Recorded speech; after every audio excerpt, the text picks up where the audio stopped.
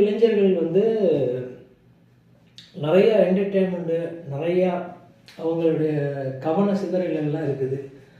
But எல்லா கவன சிதறல்கள், entertainment எல்லாத்தையுமே வந்து அவங்க அனுபவிச்சுட்டு கடைசியில் வந்து வாழ்க்கையில் வந்து ஒரு பிடி இல்லாமல் இருக்கிறாங்க. ஸோ அதனால் அந்த அந்த ஒரு விஷயத்துக்காக நான் இந்த நேரத்தில் இதை நான் பதிவு பண்ணுறேன்.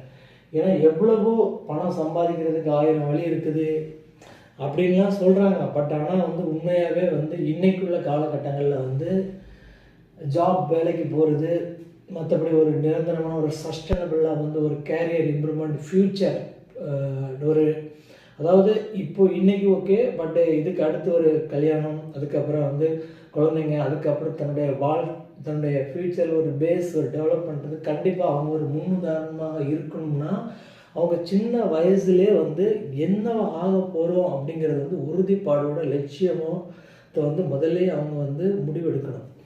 இப்போது சிலவங்களுக்கு வந்து அரசு துறையில் பணியாற்றுறது பிடிக்கும். மற்றபடி சிலவங்களுக்கு வந்து அரசு துறை பிடிக்காது, கவர்மெண்ட் செக்டார் பிடிக்காது. அந்த மாதிரிப்பட்டவங்க வந்து அதுக்கு தகுந்த மாதிரி வந்து ஃபீல்டை நீங்கள் சூஸ் பண்ணிவிட்டு அந்த மாதிரி ஃபீல்டே நீங்கள் போயிடலாம். இப்போ நான் வந்து ஸ்பெசிஃபிக்காக என்ன சொல்கிறேன்னா, அரசு துறை, இப்போது சிலவங்க அரசு துறையில் தான் பணியாற்றணும் அப்படிங்கிற வந்து ஒரு மிகுந்த ஒரு வைராக்கியத்தோட வந்து ஒரு லட்சியத்தோடு இருப்பாங்க. அவங்களுக்கு தான் இந்த பதிவு முக்கியமாக.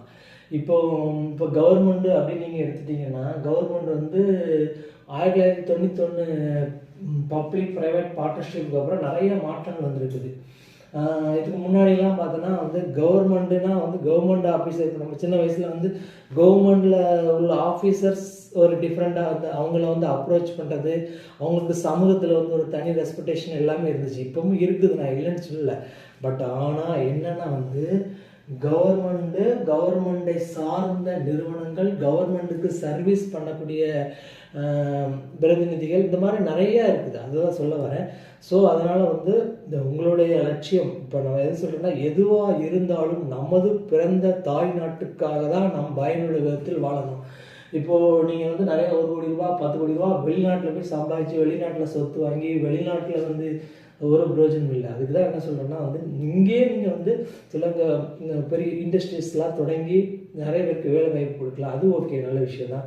இல்லைன்னா கவர்மெண்ட்டில் உயர்ந்த toppest key post, signing authority posting வாங்கலாம், அதெல்லாம் ஸோ ஓகே. இப்போ நான் நேரடியாக இப்போ நியூஸுக்கு செய்திக்கு வருகிறேன்.